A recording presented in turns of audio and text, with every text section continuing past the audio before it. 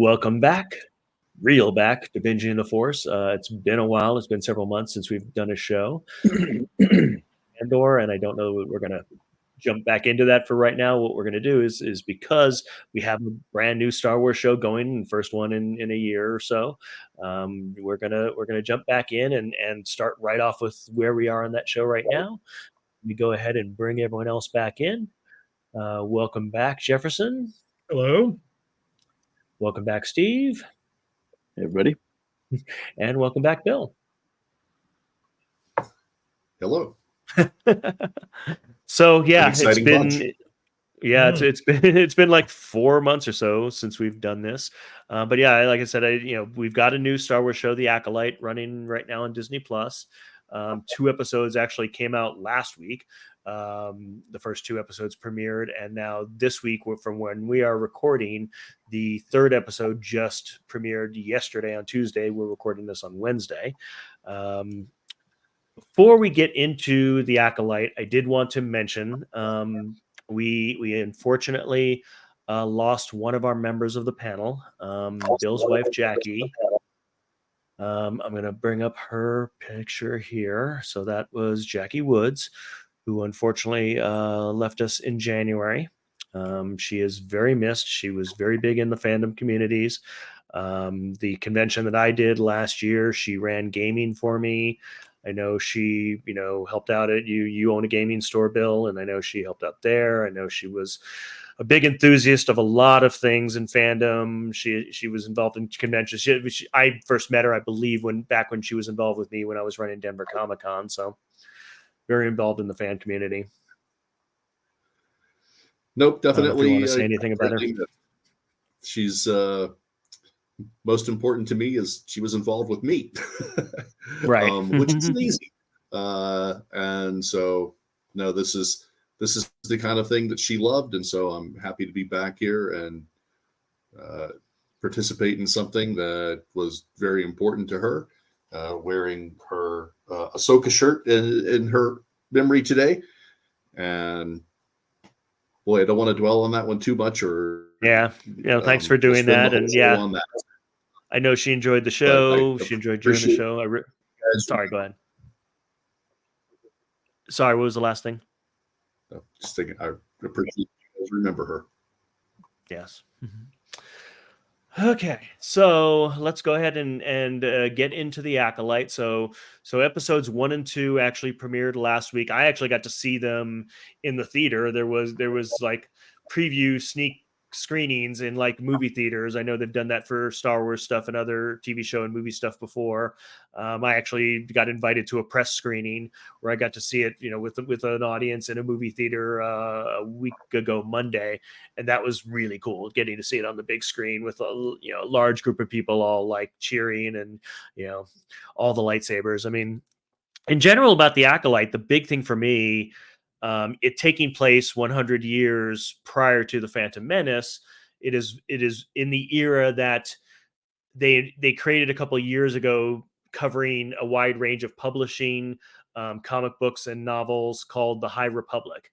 So it's exploring the tail end of basically the golden era for Jedi and the golden era for the Interstellar Republic. That the Jedi were the peacekeeping arm of. It's something that we had heard of.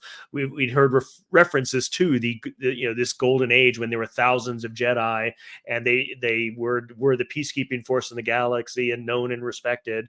But we've really never seen that. I mean, the largest amounts of Jedi we had seen in live action so far was basically episode 2 and episode 3. The feature films, and then Clone Wars, the series, was the only time that we've actually seen in media large volumes of Jedi, large volumes of Jedi in the peak of their powers. But even then, what we were experiencing was the wane of the Jedi, that they'd basically been decreasing in power for a long time. Obviously, there were issues with the Jedi Council and issues with who they were and what their identity was, the fact that they could not see the oncoming dark side menace coming from the Sith, and so what we're seeing is now the beginning of that. We're going back 100 years and we're seeing,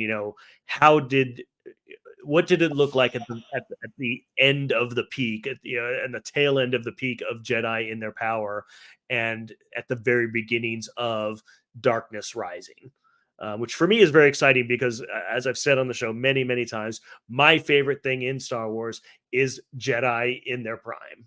Something we very rarely got to see in live action.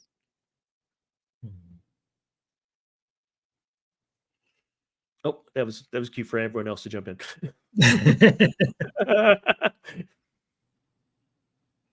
Anyone else thoughts about that on kind of the era and stuff? I will concur. I think it's interesting that when the Jedi were at their prime, they were at first blush at their most boring as well. And I don't mean that in a disparaging way, but I mean in a I can't remember the kid's name, the one Jedi, Jord. Is that his name? Jord. In this show, or? Yeah. Oh, gotcha. he is so by the book. Jord Fandar. Yes. Yeah, he's kind of annoying. Thank you. I'm most interested at this moment after 3 episodes, even though I know that there's a big story. I'm actually kind of keying on him and seeing his arc, because he starts out as so buttoned up, tucked, and uptight to the point where, when he stands up from sitting on the bunk, he actually fluffs his cloak. Right. And it's almost like he missed like smoothing the bunk where his butt print might have been, because he's that uptight and boring. He is the very model of a modern major general. That's exactly right.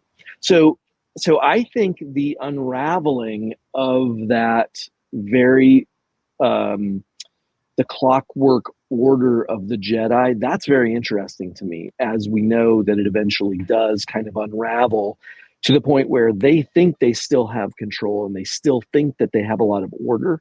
But this show, from what I understand, starts to show the rot from within, or the complacency of the Jedi Order is now giving way to this other, phantom menace, if you will.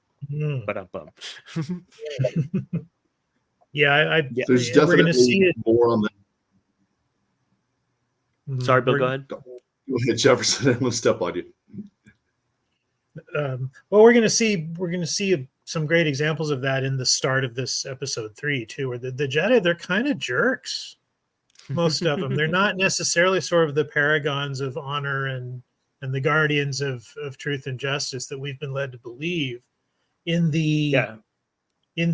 get there in 3. Let's talk about 1 and 2 first before we go ahead and jump into 3. So. But in the prequels, in 1 and 2, go ahead. We get Obi-Wan and Qui-Gon as sort of an example of the best. That's what the Jedi are supposed to be.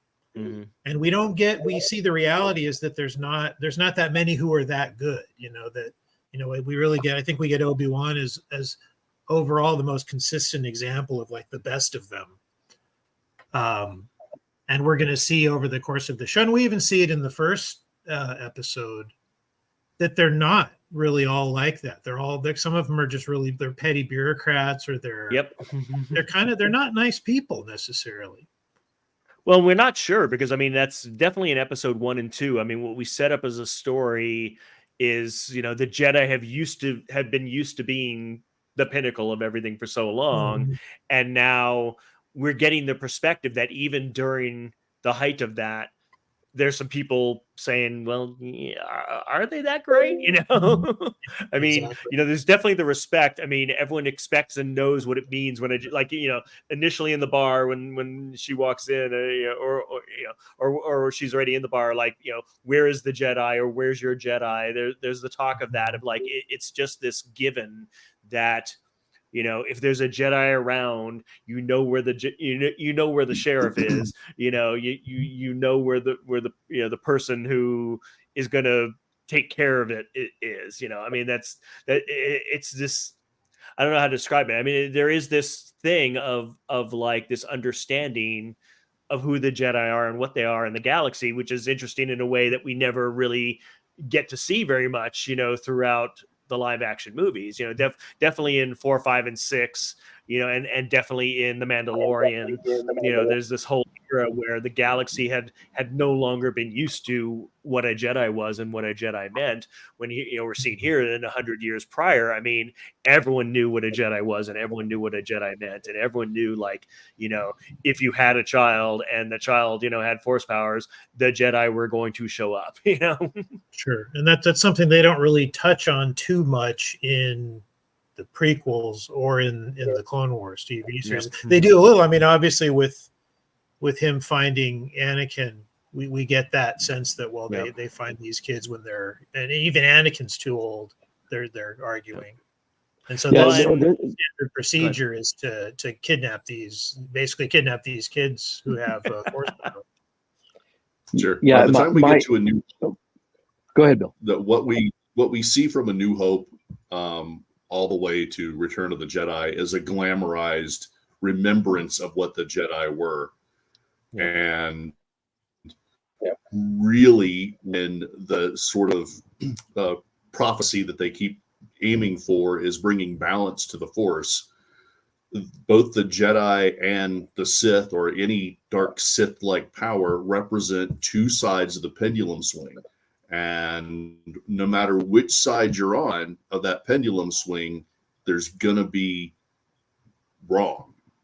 And the Jedi arrogance definitely, and I'm curious if that was like a conscious decision that Lucas was making with Episode 1 and on, because I think by the, once we get to Episode 1, it's really clear that the Jedi are jerks.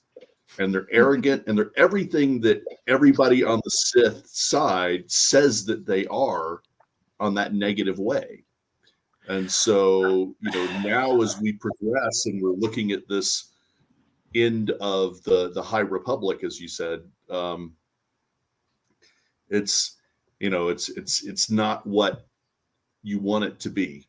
And certainly, I think it puts the Jedi in a glamorized light. And that's not what we're aiming for, I guess. I mean, I don't want to err or veer so far to the other side to say that they were all jerks. I think what I'm getting out of it is that it's more even-handed, that there are good ones and there are bad ones. There are good ones and there are middle managers and bureaucrats, kind of like what Jefferson was saying. I think it's more about that they're for a sect of warriors who everything is about the use of the Force and the use of this introspective understanding of themselves in the galaxy. I think it comes down to that they're just very not self-aware. I think it's less that they're jerks and more that they're just clueless. I think it's that they just don't have a sense of themselves, that I think, because I understand where we're coming at this point is we're thousands of years in, several thousand years that they have been in this position, that they've been the recognized peacekeeping force of the galaxy. In the real world here, we don't have any context for that. There is nothing that has lasted that long. In our world. Yes and no. Because I think when we talk about a galaxy far, far away, a long time ago, in a galaxy far, far away, we can extrapolate numbers and years and those things to our own experience. And what I'm starting to kind of like piece together is this weird British Empire thing, where the British Empire got overextended and overbloated, and you had probably ran the gamut in where the British Empire was successful and where it was failing.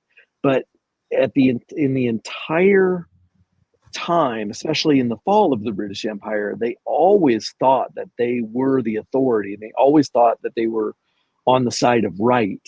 Right. And so even when you find Indara, at a bar, and I've watched it a couple times, but I keep forgetting to see whether she's actually drinking, which I would love her to have an ale in front of her, because that would start to tell the story about where she is in the empire, and I use that term specifically and deliberately because I think it mirrors what we see later, where the empire is the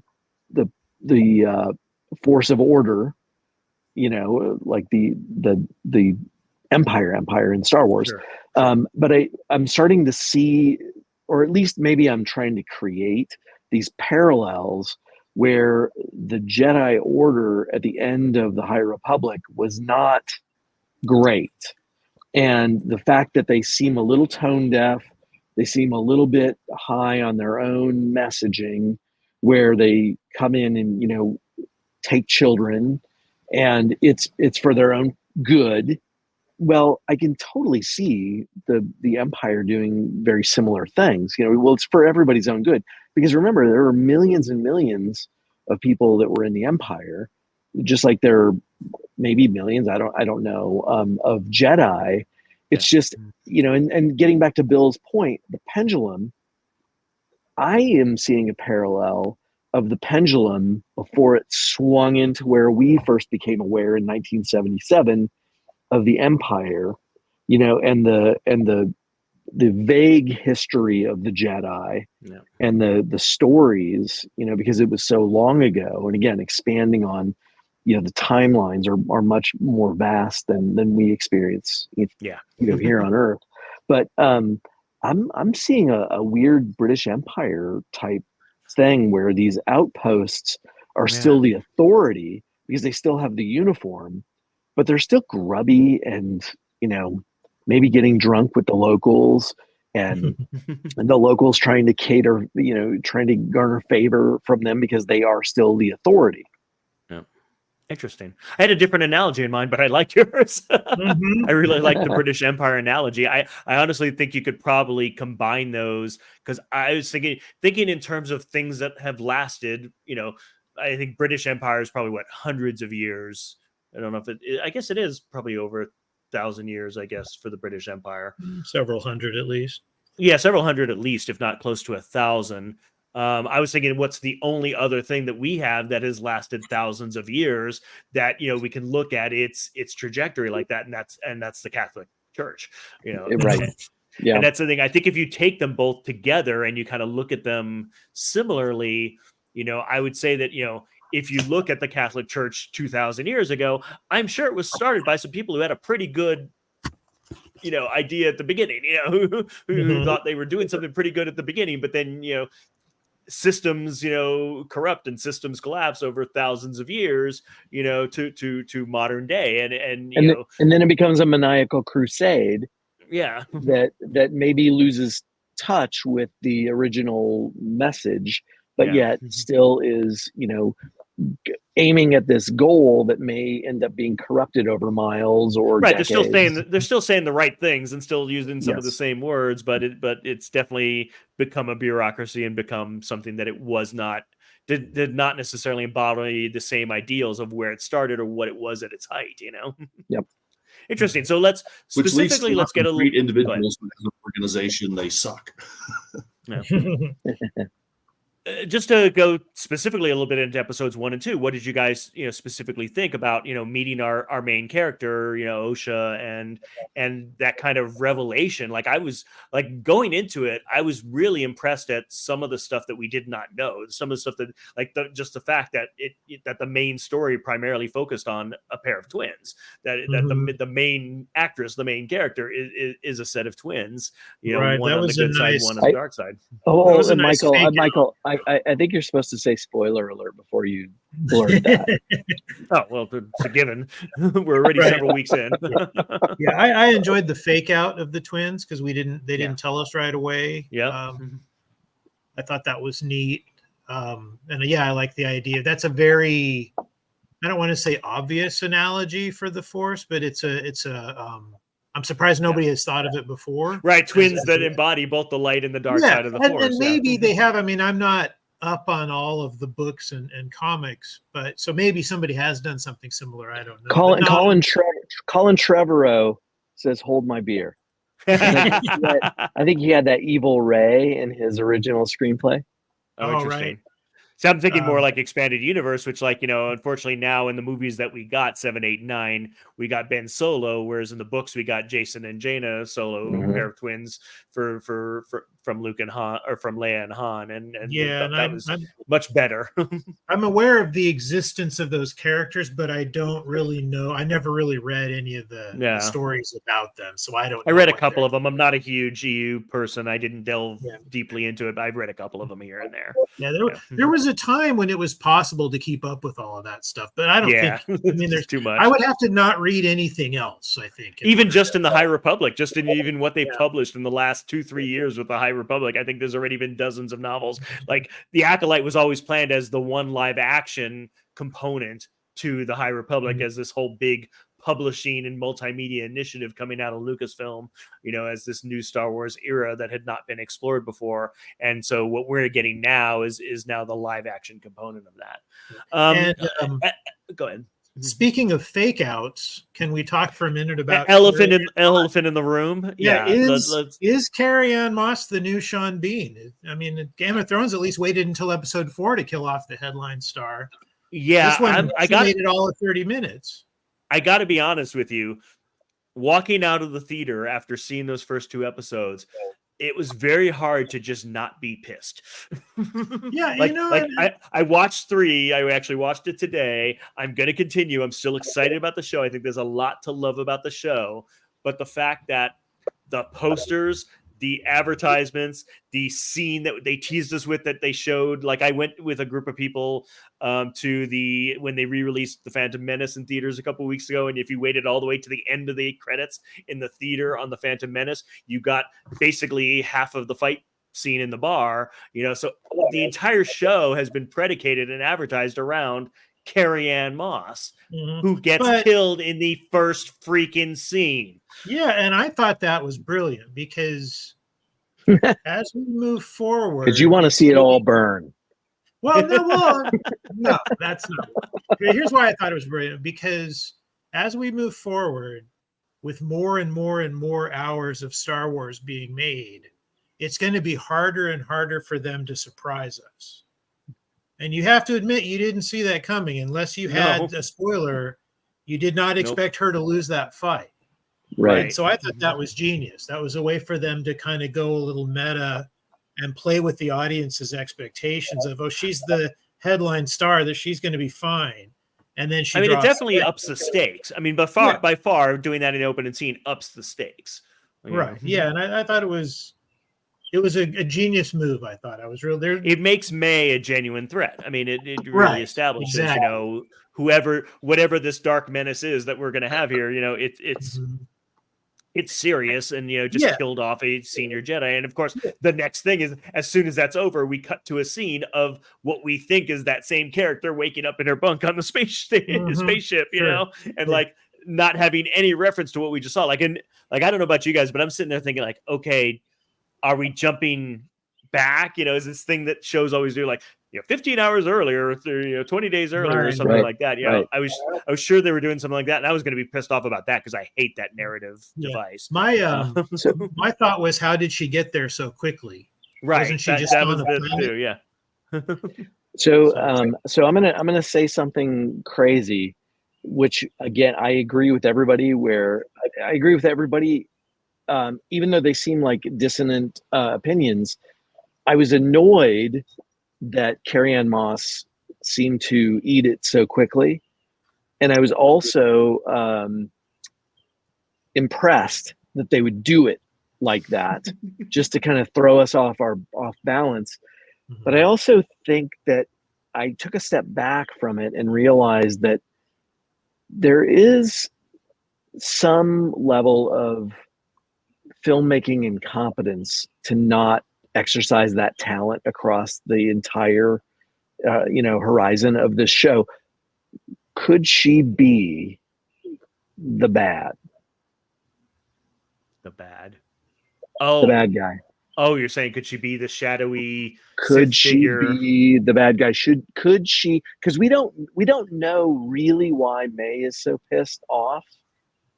I mean, because even with episode 3, which we can get into, even with episode 3, it doesn't really. No, yeah, we haven't seen that And full and, story and yet. when and when Torben does himself in, it doesn't really explain Right. why he would feel so guilty as to not just take a lightsaber and fight it out as well.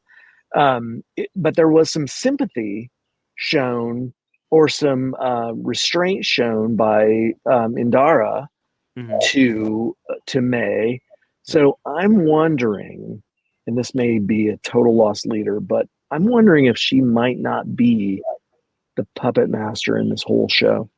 I don't know about that, but I know Maybe, taking her maybe out not. with just the knife seemed a little too easy. Yeah. Exactly. Yeah, I thought it was great. I guess I'm not particularly a Carrie Ann Moss fan, so I didn't really care that Oh, they okay. killed her in the Gotcha. first episode. I am. Not so much from Matrix, but more so from the Marvel shows from a couple of years ago, from the Marvel Defender shows. She was really, really good on those, really, really juicy roles that I actually just rewatched recently because I just rewatched the seasons of Jessica Jones like a month or so ago, and so like I was really drenched in like really good, juicy Carrie Ann Moss, acting and stuff there. That almost primed me for going in there, like psyched about the show because of her. Well, I can see why you'd be annoyed. What do you think, So, Bill? yeah. Well, she's definitely the name that we get in that episode, and really from all of this. And as some of you guys are, and I too, I'm a Star Wars nerd, but I'm also a film buff, film nerd, and so I'm very interested in the fact that what we really have on the behind the camera scenes here, some relatively unknown directors, a showrunner that got her start with the movie The Bachelorette, and that's yeah, but she just to be fair, there she was hired for the show Leslie Russian Doll. Mm-hmm. Yeah, Which is so a great show. what she did with Russian Dolls, we've which is Eileen excellent. Shen, Excellent. as a writer, and she was doing House of Dragon. And then, of course, tonight's episode is directed by Koganago. Not sure if I'm pronouncing that right, Koganago, who is really more of I mean, he's definitely done some great work in film. 2017's Columbus is probably really what brought him to the forefront. But he's also a film essayist. So he's kind of a guy that is a student of film and has done lots of work on the works of Linkletter and, a variety of other film directors, and has a lot of film history. So I'm kind of curious to see, well, I actually already know because I saw tonight's episode, and I felt like it was actually very directorially just static form. I mean, it's very interesting to see how all this kind of comes about. So when you made the comment earlier about perhaps some negligence to misuse Carrie Ann Moss, I don't know about filmmaking negligence so much as they might have just wanted a name and a draw, and kind of like, Alec Guinness doesn't make it all the way through A New Hope. Yeah, I think it is more the hold on. He's in every one of those movies. That's a good point. I would say it was more of more of Carrie Ann Moss as well, but yeah, I mean, I think it was more of that creative choice to say, hey, we're gonna show you how big the stakes are by killing off, a major actor right off in the first scene. Because I mean, honestly, let's talk practicality here. Who are we left with? I mean, we're left with the main character who's really, really good, but I mean, I'm sure she'd done some stuff to get the show. a guy from Russian Doll who was really good in, basically the male lead of Russian Doll. So we know, where he had the in for that. Guy from Squid Game, which I have not seen and I know is really, really big and lots of people are really, really high on. And then girl from, who I still think of as, X-23 from Logan. I know she's done stuff since then that she's known for, but, so in terms of our ongoing main characters here, we don't have any big name people at all. No, but I mean, does Star Wars need big name people? I don't think it does. It doesn't. In If- fact, if- it if needs anything, to do they- what- Yeah, I find them distracting when a lot of the times when there's a big name actor in a Star Wars Stunt thing, casting, it takes yeah. me out of the show. Like all those goofy guest stars they keep putting into The Mandalorian, takes me out of the show too much because I don't see. I'm one of the biggest Jack Black fans, but that Mhm. almost caused me to write a letter. And I'm one of the biggest Jack Black fans, and I was doing cartwils loving to see him there. Yeah, I mean, see, it was fine, but it was just well. Anyway, sorry. Okay, some so- of those guest star cameos, Okay, so because first they two went looking for guest star cameos, but these guys wanted to be on the show, and they knew people and knew how to get on there. sure. So first two episodes, so we establish, that this tragedy happened, 16 years ago or something, and Osha was the survivor. Her sister May was the person who caused the tragedy. I'm going on what we know from episodes 1 and 2 here. Mhm. That all these years ago on this other planet, 4 Jedi were there, and something happened, and there's some reason why this character May wants to kill these 4 Jedi, and she's going about it, in interesting, in different ways. I mean, Carrie-Anne Moss, she directly confronts her and defeats her in one-on-one combat. The floating guy who took his vow of silence. It's an interesting concept. I guess I'd seen somewhere that this was referred to previously in some other Star Wars media, that this floating there for a decade of penance, no food and drink, and just in a shield or force shield bubble that is impenetrable, that he's able to survive in. Yeah, But loosely translated, it's too much cheese pizza on the toilet for an hour and a half. Okay, sure. But it was a 10-year stint. But yeah, I mean, but the way that she got to him, she could not get to him physically. The way she got to him was basically guilting him, it was talking to him and basically saying to him, you have to atone, you have to atone for what you did. That's why you're doing this, and that gave him the reason to literally drink the poison and take his own life, that whatever happened, that we still don't know, what they did, what happened, that was so bad that he felt so much guilt for, that he was willing to do that. And then we've got, and I'm just so bad on the names, the master, the Jedi who was the master to Soul. Osha, Soul. We've got him, who so far seems to be really one of those Jedi who you alluded to earlier, that are there are the shining examples of who were the good Jedi, Right. and so far he seems to have been that person, that he's teaching kids, he's well respected, he talks to the council, but similar to Obi-Wan, he's not necessarily a rule follower. He can be a rule breaker. He can make his own decisions in times when he feels like the will of the Force and the right thing for the Jedi to do is not necessarily follow the rules of the council and follow all the, do things the exact prescribed way. That is what we liked about Obi-Wan too, because Obi-Wan was not, while you say, he was that shining example of a Jedi, he was a rule breaker. He had contacts. He knew people in seedy places, and and had gone through some stuff, and had experienced some things, and had not always followed all the rules. Sure, and So to me, that's one of the reasons why he was a great example, because he was not somebody who just blindly followed the dogma. Right, because we've got that council member that he's talking to, the green lady or whatever, who Soul is having the conversation with, who she's like the voice of the council. Venestra. Right. Venestra. Yeah, Okay, I'm so glad you guys are good on the names. Yeah, no, I've got IMDb open in front of me here. Okay, good. Nice.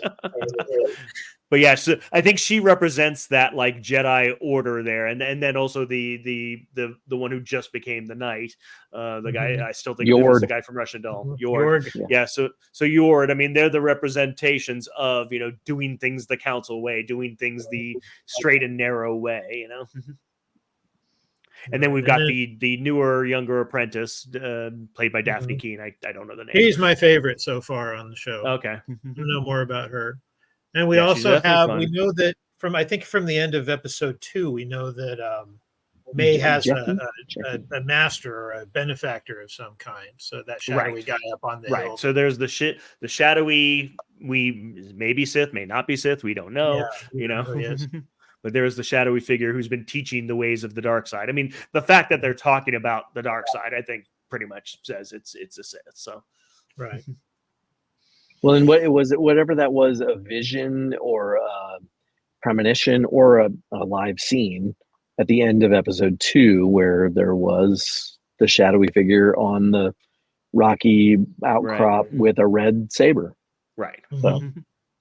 Yep. And I do like this whole thing of like, we're seeing Jedi here 100 years earlier who have never seen a red saber. I mean, who are like, that's not a lightsaber.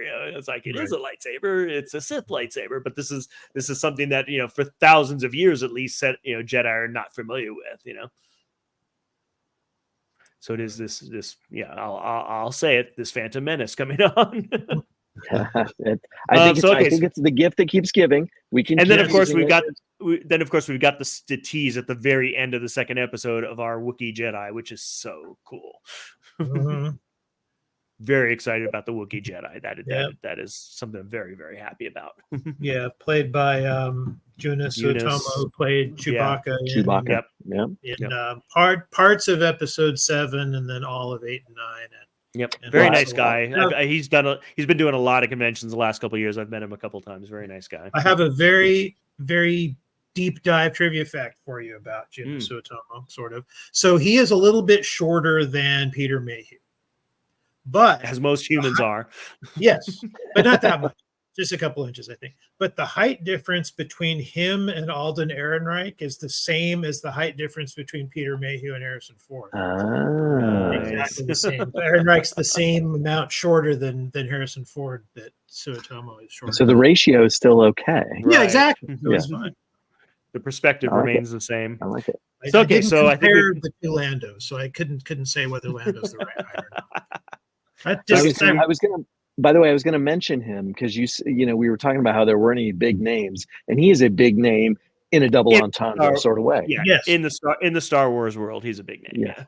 To the non-Star Wars fandom, they have no idea who he is. Right. Not a Lithuanian basketball, maybe, or wherever he came from with the height thing. Swedish. He is Finnish. He's from Finland. Finnish. Yeah. They grow him tall. Thank you, IMDb. Okay, any last stuff about 1 and 2? Because we've now spent as much on 1 and 2 without actually watching 1 and 2 as one of the 1 and 2 would have taken. The last thing I would say, and then I'll shut up, is after 1 and 2 played, there was all kinds of battling online about it being bad or being good or being terrible or whatever. Mostly by people who had not seen it. Yeah, absolutely. And I think that all those people need to shut up, because it actually was very entertaining, and I had a lot of fun watching it because I'm a Star Wars fan. And maybe on a spectrum, are there things I like better or worse? Sure, but just to like start throwing out vitriol about how terrible it is.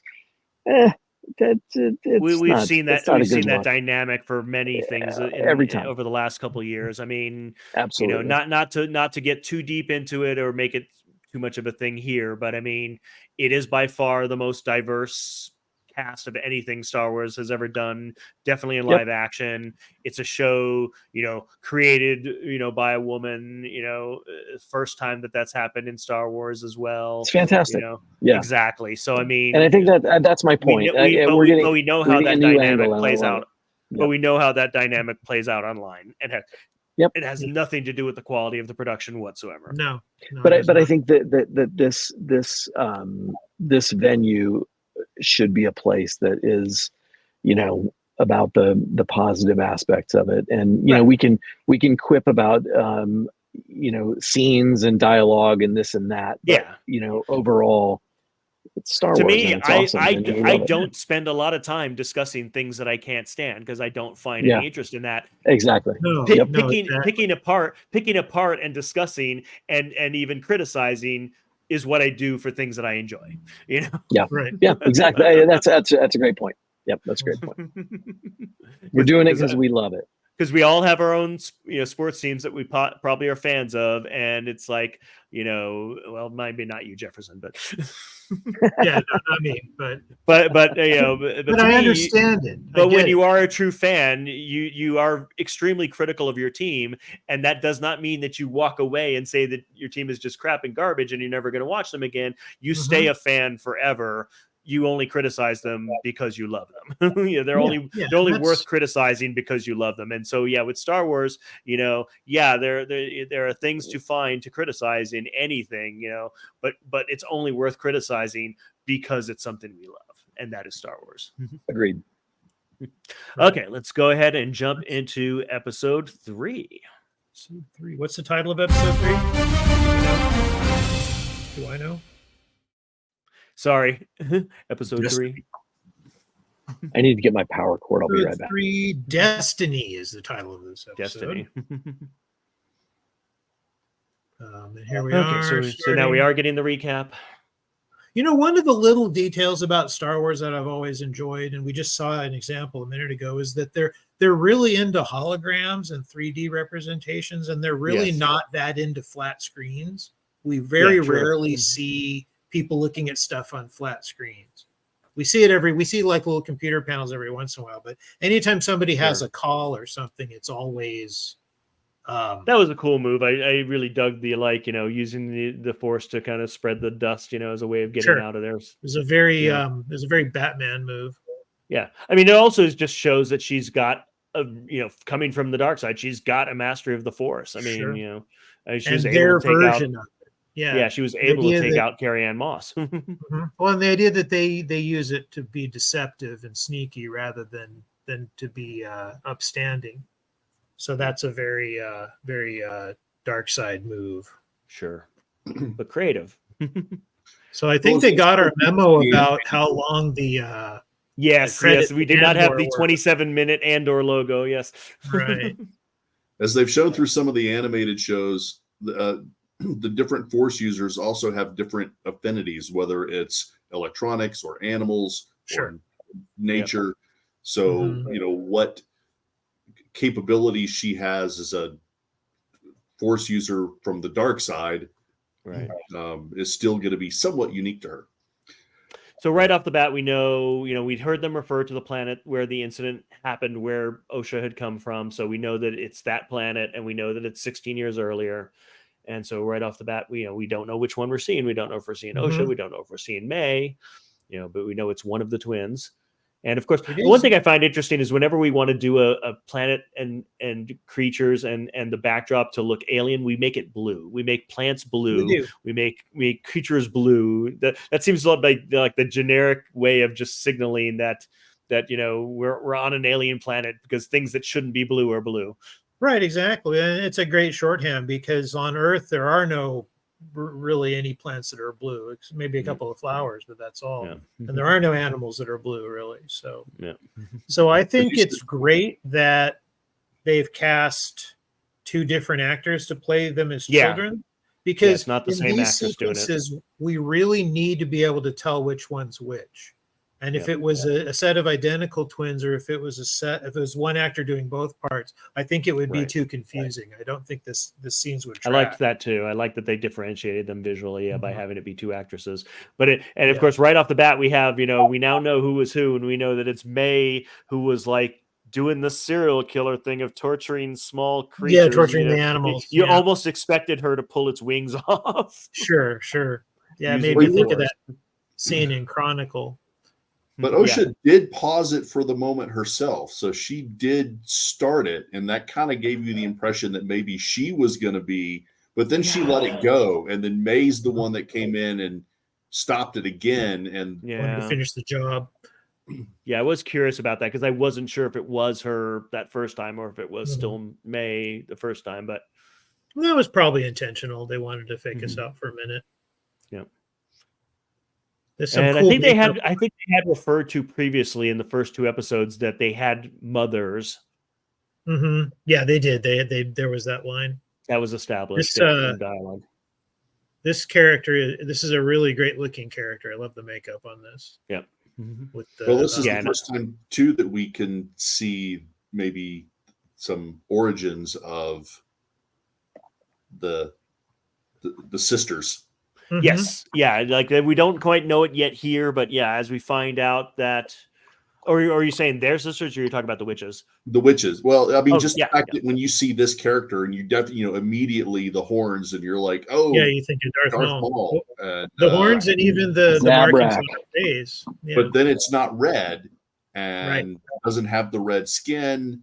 But clearly you're kind of looking at that, at least for me anyway, and going, oh, those are the same people. Right. Just Yeah, because I know we with Ahsoka we really got to see that way more. We got more into the witches and that whole lore 100 years later. And I don't know if any of y'all watched. It came out on Star Wars Day, the Tales of the Sith or Tales of the Empire. That Oh, yeah. we got more of the that character's background, and we got to see kind of how that character in Ahsoka had gotten to where she was. And so we started to get more of this insight into the witches and the Night Sisters. Is it an option to not watch new Star Wars stuff when it comes out? I wasn't aware that was a choice I had. Not in this room. It's not. No, Not everyone sees everything. I haven't still have this Yeah. whole still swatches of Clone Wars and Rebels that I still haven't seen. I felt like a slacker for not watching the first two episodes of this the day they came out. I had to wait and watch them over the weekend. Yeah, that's the thing. I only saw them early because I got invited to a press screening, so so I saw them like a day before everyone else did. We live out here in the Outer Rim, and so we didn't have a theater showing it. Right. But otherwise. Yep. So we definitely May and Osha have two mommies. This will drive away that small percentage of haters that Sure. were angry about that one line. So don't need them. Now not gonna exactly. miss them. now we're amongst friends.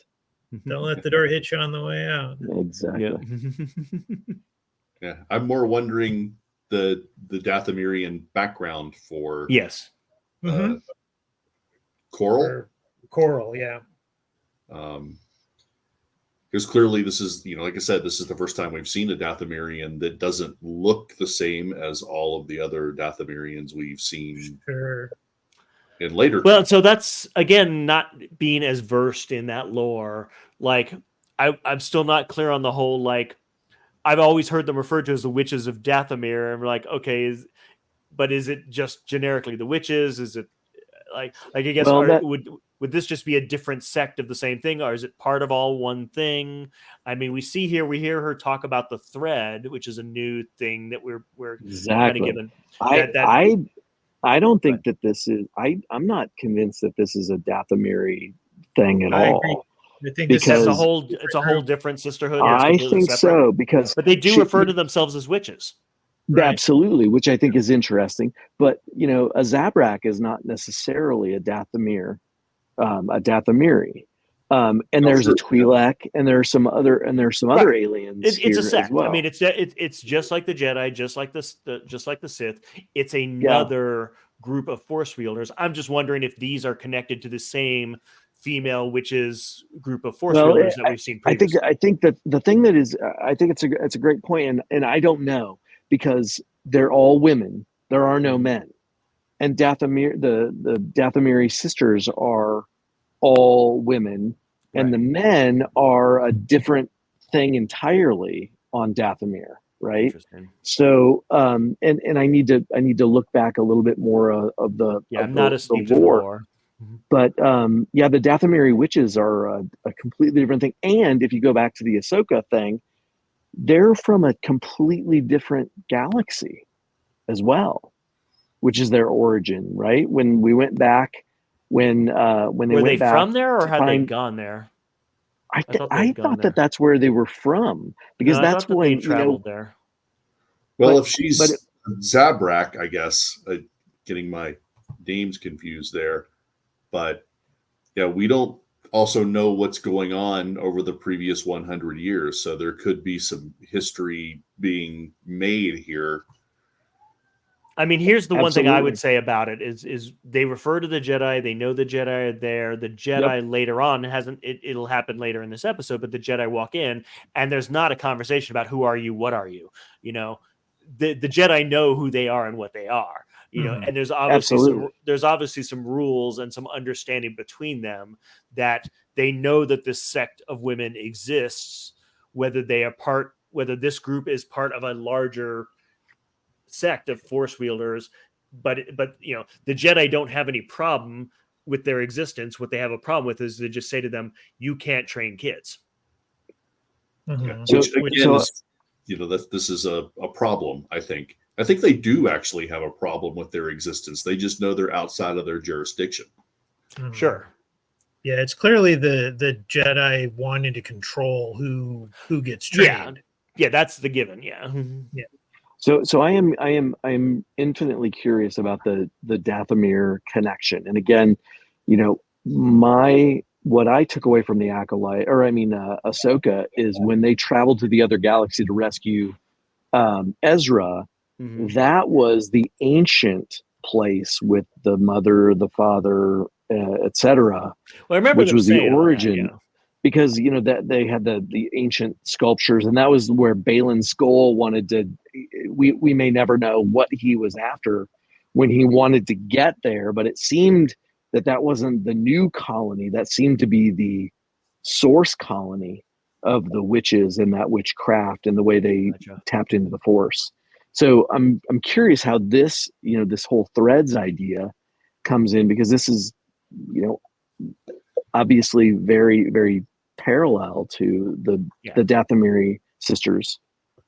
Well, and I think it's taking them and it's adding context, it's adding layers to, you know, the witches, and basically saying they have their own word for the force and their own take Sure. on the force. They recognize it as the same force that the Jedi use, but they just have different ways of looking at it. That, you know, the mother here is basically saying it's not a thing to use as control. You know, And yet Well, that's what and, the and the other, Jedi do. Yeah, right, I mean, what they're getting at is that there's more than one way to use it. yep, exactly. and there is no green mist anywhere to be found in this episode, Yeah, so which was very prevalent in the Dathomir magic with a Mhm. K. Well, and we haven't seen them do magic per se. We've seen them use the Sure. force, you know, Well, but we haven't seen that the same weird use of thing where magic. they put where they call True. down the energy and Yeah. put it into the forehead, which is very blue. True.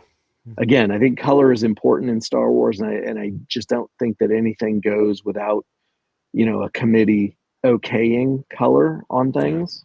sure. So delving here into the sisters, I mean, the fact that you've got this thing that, you know, that the split is that May, you know, is committed to where she is. She's committed to who Mhm. she's with. She's committed to them being sisters and committed to them doing everything together, you know, in this very twin, you know, push and pull of that. You know, she is the one who wants them to do everything together, wants them to be the same thing together. But Osha, you know, knows what Jedi are, knows that Jedi exist, has heard things about them, you know, has some sort of idea about them, and has this desire to do more and see more and be more than what she would be if she just committed to this existence, you know, And of who also she's this with. desire to do something that's hers, Yeah. that she Yeah. To doesn't have have to her own, share, which is something right. I imagine a lot of twins go through. Right. Having your own identity. I mean, that's that she Right, talks about it. exactly. I want my own, I want something that's mine. I want, you know, but the way she's wanted to do it, I mean, you could say, okay, it's just a rebellion, you know, being the Jedi, but it could also be that it's just who she is. That there is a center to her being that is more aligned with the Jedi way of thinking and the Jedi way of being than it is to the witches here. Sure. Or she's just not into what these guys are about. Whereas May is clearly Well, yeah, it could also be, you know, as is alluded to, it's just childish rebellion. You know? Sure. Or it's just that, you know, what the witches here, their thing, she's just not into it. Right. You know? Well, she makes several comments about not wanting what her sister wants. Yeah. Right. I think that she feels a certain amount of control there, and that she feels trapped and captured in a way. And they do talk about being hunted, persecuted, forced into hiding. Sure. But then it's interesting too that in the previous episode we learned that Oshi flunked out of the Jedi, essentially. Well, yeah, I think we're definitely going to revisit that in terms of what was the thing. Why did she leave in the first place? You know, that doesn't seem like something that they would be big on, letting people leave. Yeah, exactly. Well, and just even in here, I mean, it's interesting. Just even the Jedi wanting to take her on, because we know that the Jedi wants them way younger than that before they've had the chance to form any attachments or anything like that. But they're really pushing for it here. Yeah. The Jedi are almost kind of unnervingly so. Well, and I think it's partially we're gonna take your kid now. You don't have a say in it. Well, I think part of it is turf. I think part of it is that, like, if they encountered a child who was strong in the Force, who just happened to be there, and for whatever reason the child doesn't want to go, the parents don't want to give them up, I don't know that the Jedi would force the no pun intended that the Jedi would push that doesn't work either, that the Jedi would make a deal of the issue and you know, override the wishes of the family and override the wishes of the child. I don't know that that's the Jedi way to do that. You know, I get the impression that it is, based on the scene that we're about to see, that they do kind of don't really give you a choice in the matter. Well, but my point is that I didn't quite get there, was that in a normal situation, I think they would be willing to walk away, because even though the child has the potential to use the Force, which is not the same as being a Force wielder per se, I believe that the Jedi way, as far as I think what we've seen so far, is that they would be willing to walk away, because the expectation at that point is they just go and live a normal life, and they just go and live a Force-free life. Unless they're being raised witches. Here the issue is that they're not willing to walk away, because if they know if they walk away, it's leaving them to be using the Force actively under the training of a different philosophy. You know, that's the issue here. To me, it's fairly, I mean, maybe courageous is too strong a word, but I think I like that they're not really painting either side as good or evil per se. Oh, definitely. They're not painting. There are no good guys here. There are no bad guys here. Yeah, exactly. And I like that. But they are clearly establishing a right way and a wrong way. Well, but they're letting us decide which is which. Yeah, they're not saying. Absolutely. That's the point. They're creating two sides of that. Yeah, there's definitely not a thing where they're saying the Jedi are in the right and the witches are in the wrong. That is definitely not what we're seeing here. We're not getting that kind of pointing. That's what I feel a bit like the Jedi are meant to be the antagonist in this episode. But I think that's perspective. That's because we're seeing it through the perspective of the witches. We're seeing it from an outside perspective of what the film is trying to, you know, how it's laying everything out in sort of in a storytelling format. I think what it's laying out is that there's no right and wrong. There's no dark and there's no black or white. It's all gray. You know? Right. So here's the thing that has me still kind of waffling on this episode. 4 Jedi were sent to spy on these kids. How did they know that? Who knows how they knew that? Maybe we'll find out later. Why is it so important that they pull them out of this cult or whatever they are considering it? And I'm impugning the witches. But you're putting it from the Jedi perspective, which is the right way to look at it. From the Jedi perspective, they are pulling them out of a dangerous situation. That's exactly right, because they were sent into this coven, which they've called it many times, to pull these kids out. Yep. So the other thing that I think is really interesting is the resistance is pretty flaccid for the witches. Yeah. So again, I don't think they're Dathomiri, because Dathomiri are very, very and maybe I don't know enough about the lore in the past, but they don't fuck around, and they would not take 4 Jedi in their midst with these magic users by 100 plus, with especially like intruding on their ceremony to bring 2 more kids into this ascension, right? I think So well, sorry, go ahead. no, that's kind of my point. I'm still curious about this whole equation as to what authority the Jedi seem to have, that they come in, they break up the party, and they say, "Hey, we're taking these kids because you guys are dangerous." Well, they are the And official arm of the Republic. So they're about to say here, I think, I'm not sure quite when the comment is made, but there's a couple of comments made throughout all of this. One is it's about power. Yeah. That's one of the things. They're taking these children. Their control is about power. One of the other members of the coven, they mentioned something at one point about dispatching, why don't they just kill these Jedi? And she's like, well, only if you want the rest of the Republic here to wipe us all out tomorrow. Mm-hmm. Yeah. So part of it is self-preservation. They know they might win this for us. And she says, well, who's going to miss these 4 Jedi? And it's like, well, I don't think it's going to work out. There's 10,000 others who will show up on your doorstep. And they're already on the run. They already said that they've been persecuted. They came here to get away. And so really, they're not being, and except for this when she's taking over the Padawan, they're not being that aggressive simply because they don't want 100 Jedi on their doorstep tomorrow. Although that was a heck of a power move, taking over the Padawan. It's also interesting that these 2 girls seem to be very important to this sect. Yeah.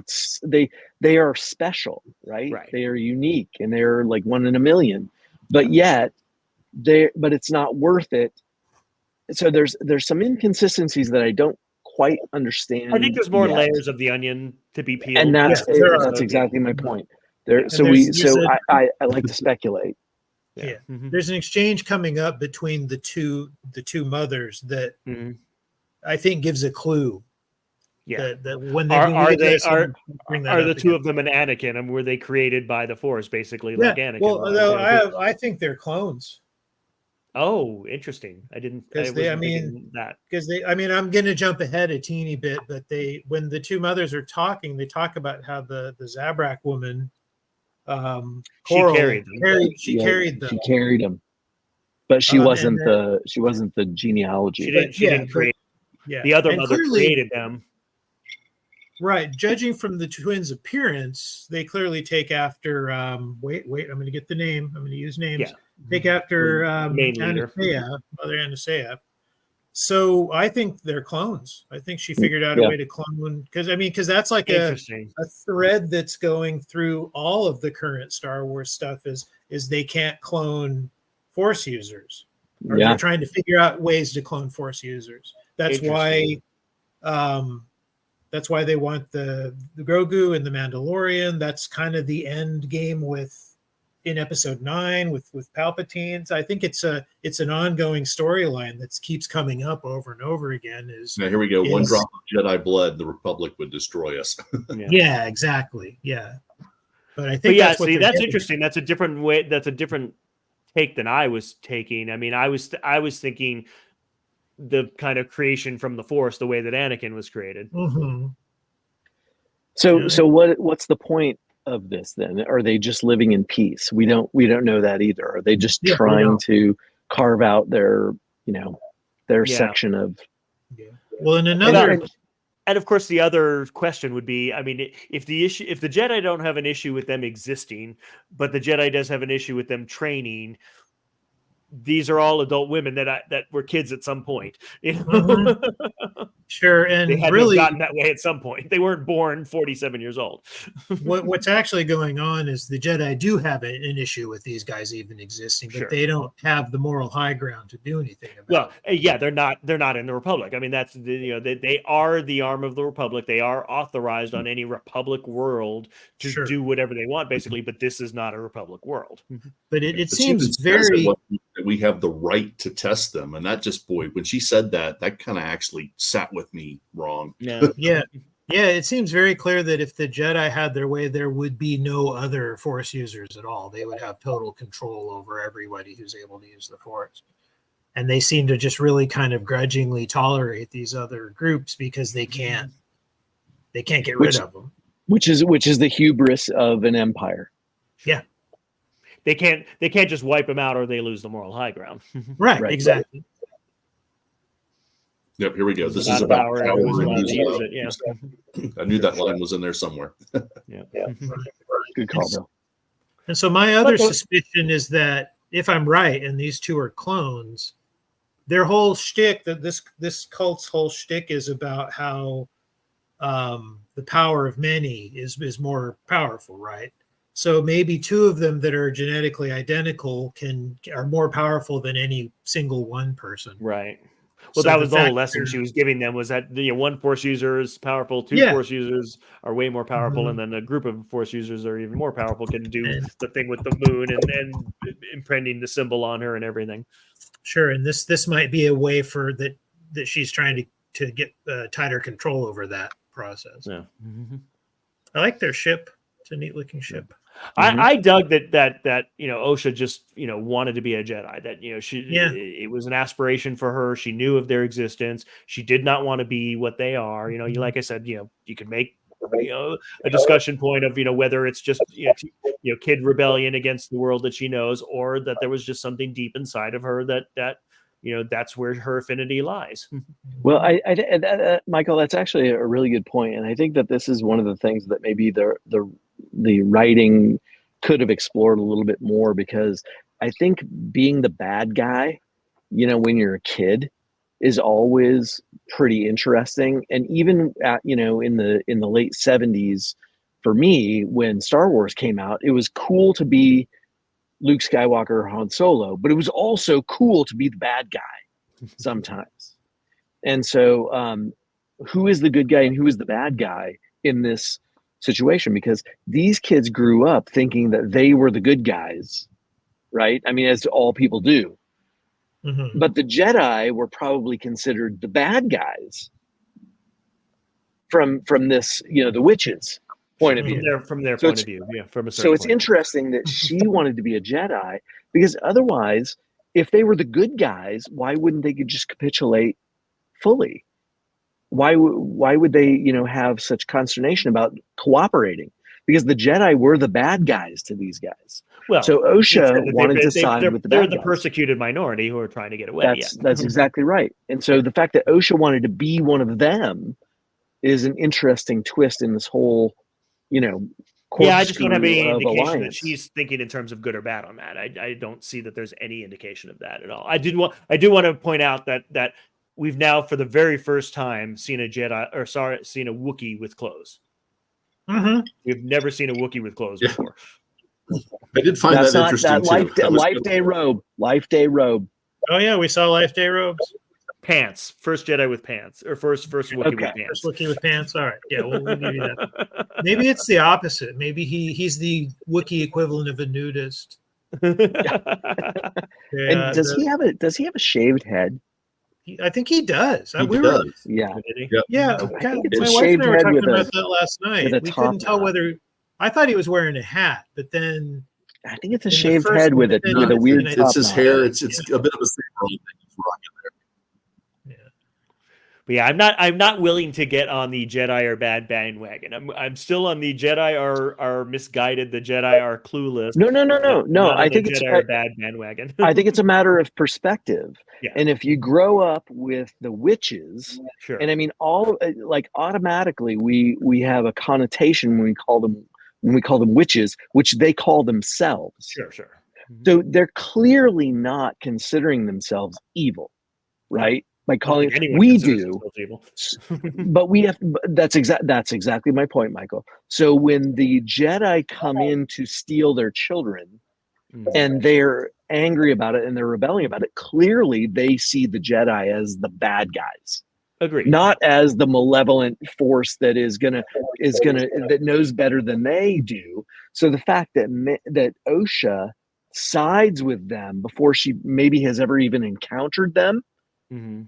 It's like kids probably play like witches and Jedi fighting because Mhm. those are the stories of persecution in that community. So that's why I'm saying that the Jedi are considered bad guys from the witch's point of view. I mean, that seems Agree to fairly that. clear to me.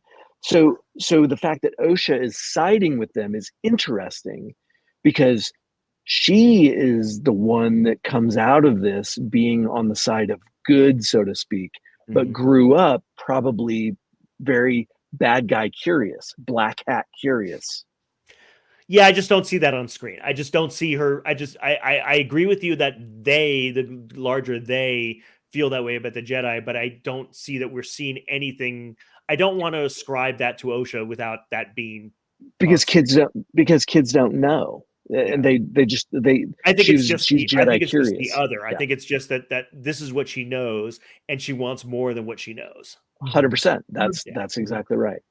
It might just be that she doesn't want what she knows, and so That's she sees so that's far the exactly Jedi right. are the Right. only She wants more.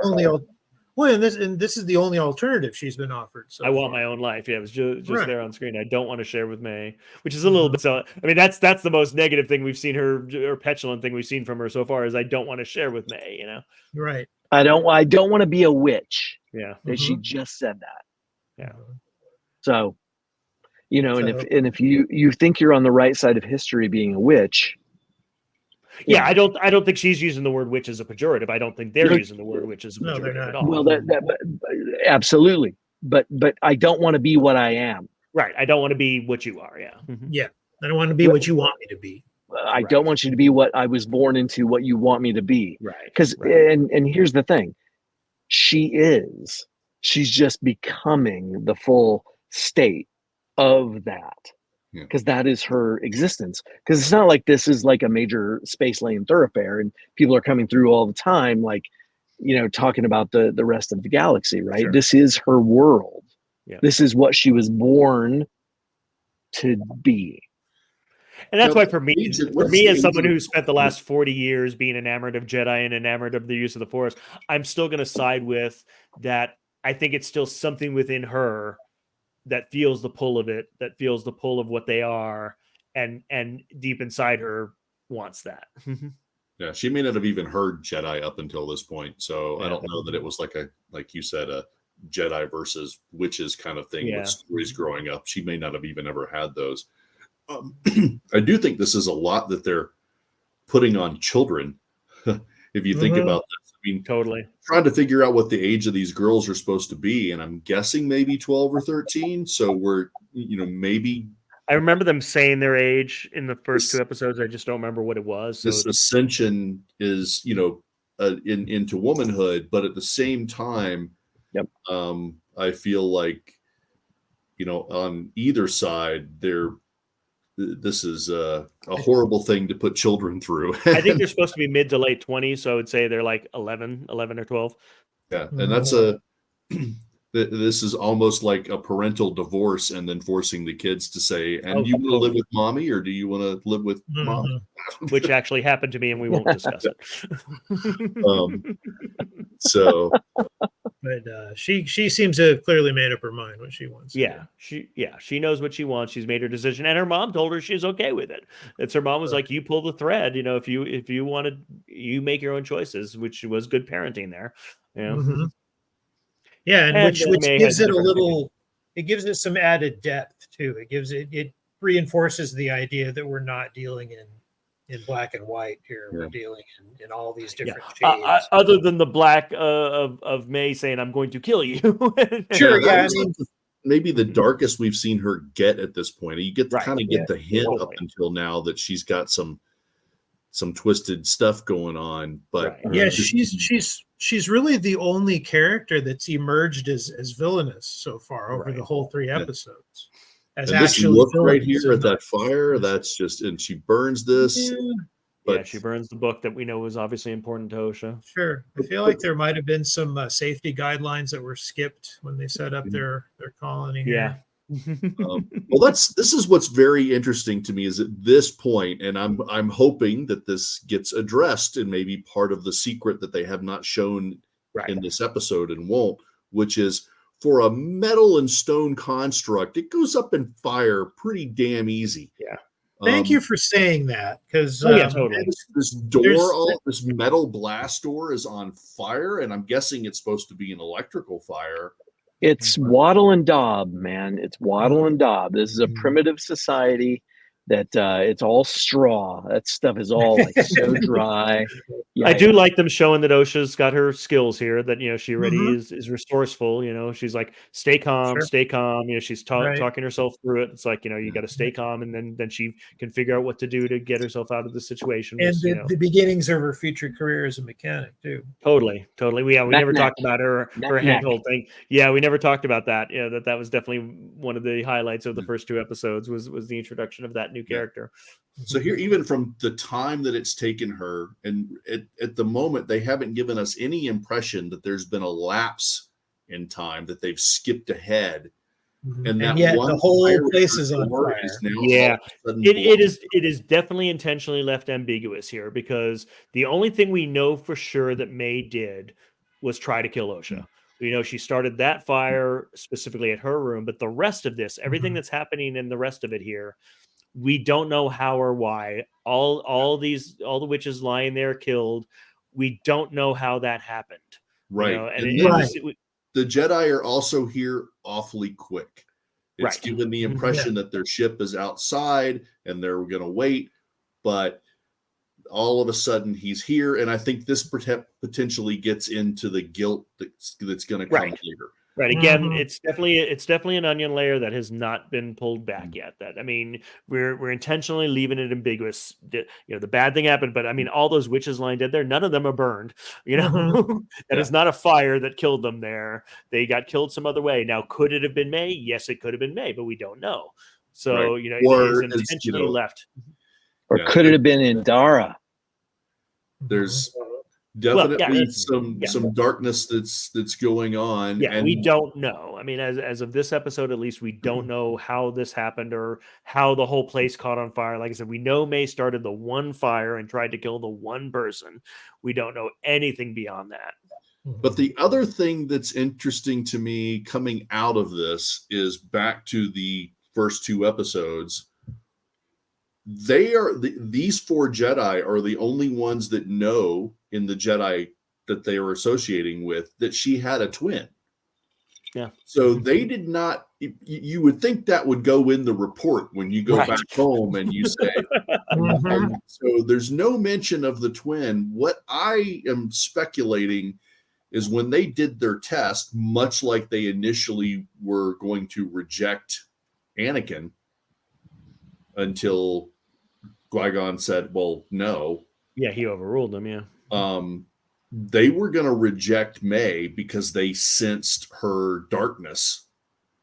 And they were just like, nope, not touching you.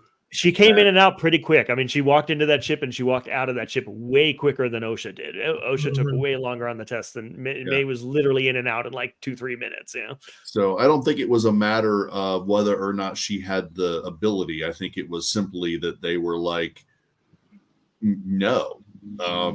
And then perhaps going, into this, they felt again detachment from people close to you and everything else. It was better for them to let OSHA believe that she was dead rather than we thought she was an evil little snot, so we left her.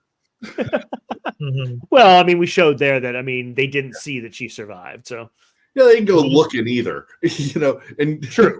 Yeah, no, OSHA's asking here specifically to go back, and yeah, they're refusing to. They're do like, that. oh no, we're not going to do that. Yeah, and Soul is definitely like starting kind of, not manipulating her, but he's definitely intentionally pushing her towards, it's done, they're gone, that life is over. We're going to give you a new life. You could be my Padawan, Right, and it all does seem awfully abrupt, like for someone who also just fell off a ladder, the plank. She doesn't have a scratch on her.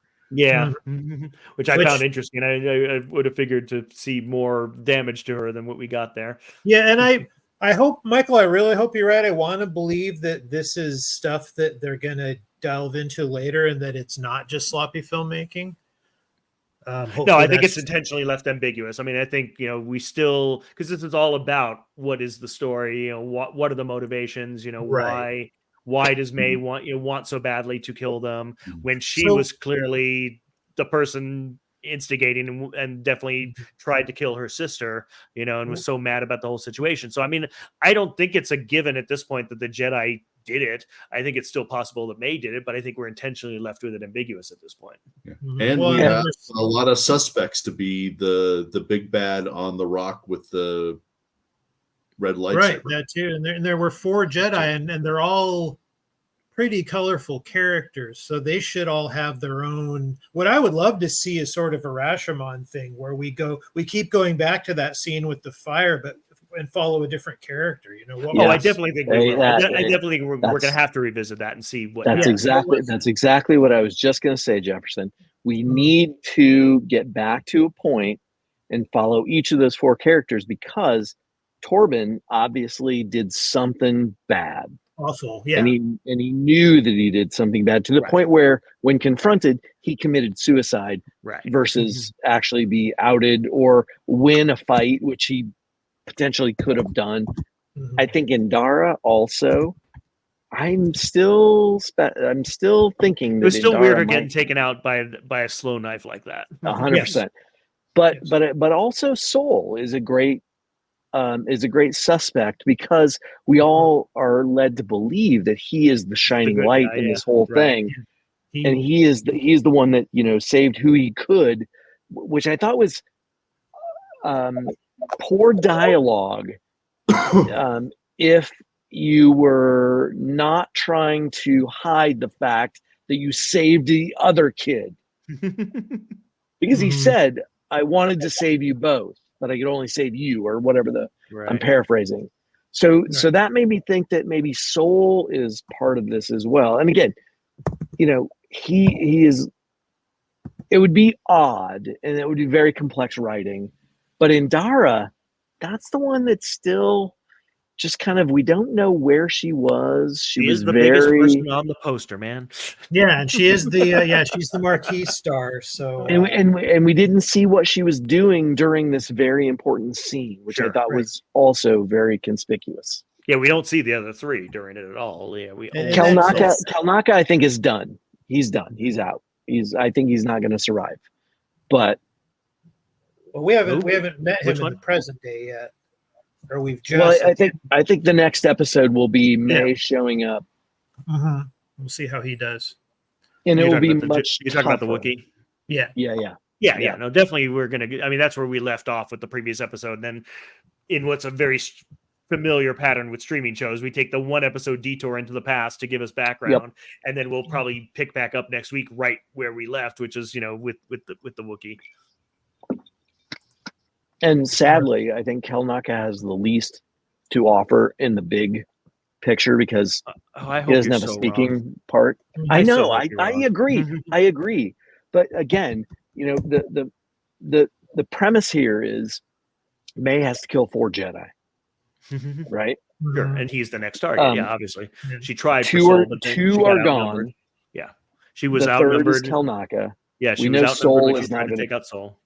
That's right. Soul is Yeah. not going to be the third. So And unfortunately, being a Wookiee who can't speak in English or really even show us facial expressions, he can't contribute really that meaningfully to dialogue-driven drama. exactly. Because I mean, even Chewbacca was a great character. He was a lot of fun, but he was not a deep character. And All so I will Kelnaka say is, can't really let be the either. Wookiee live. Right. Well, I mean, maybe he'll live, but he won't. He won't be a major part of the story. He'll be Let the the fourth. Wookiee live. Yeah. Well, cool. Okay, we're. He an also hour and probably has 24 the minutes. most expensive costume, so that might be a reason to cut his time short. Well, I think True. they just shaved that Chewbacca and bleached a little bit of it Sure, and made a yeah. top knot. So They knew it might have actually been the cheapest one. Yeah, no, that's a good point. That's a good point. Well, cool. I know I'm looking forward to it next week, so we'll figure out the timing to keep this going to be able to now take it on an ongoing basis through the rest of the show. I believe there's 8 episodes, so yeah, it's 8 episodes. so we have 5 more to go. I enjoyed our discussion. I'm actually more jazzed about the show than I was before. Me too. Again, like I don't really see skipping Star Wars as an option, but so Right. I was never gonna not watch it. Yeah. But I was kind of meh. I didn't love it, but I didn't hate it. But I'm a more, now that we've talked it through some more, I'm more intrigued by what's going on. I was frankly there for Carrie Ann Moss, so it was tough. I mean, it was coming out of the theater. It was really tough for me to say, like, okay, am I going to stay committed to this? Michael, Because- she is still here, Yeah. and I think she's coming back. yeah. And I think she's coming back darker and badder than ever. I think That's they my- did a that's my double shot. bait and switch. They baited and switched you to think that she was going to be in, and then that, oh no, she's dead in episode 1, but oh wait, she's back in episode 3. Could be. Yeah, I mean, that's roller something. If you haven't seen them, go back and watch those Netflix Marvel shows. The Oh yeah, I Defenders watched all of series. those. Yeah. Yeah, she can do dark. Mhm. Well, cool. Well, thank you guys for rejoining, Jefferson, Bill, and Steve, and I hope we can keep it going again. Yeah, Me thanks too. for starting it again. This is great. Yes. Thanks for joining us on Binging the Force.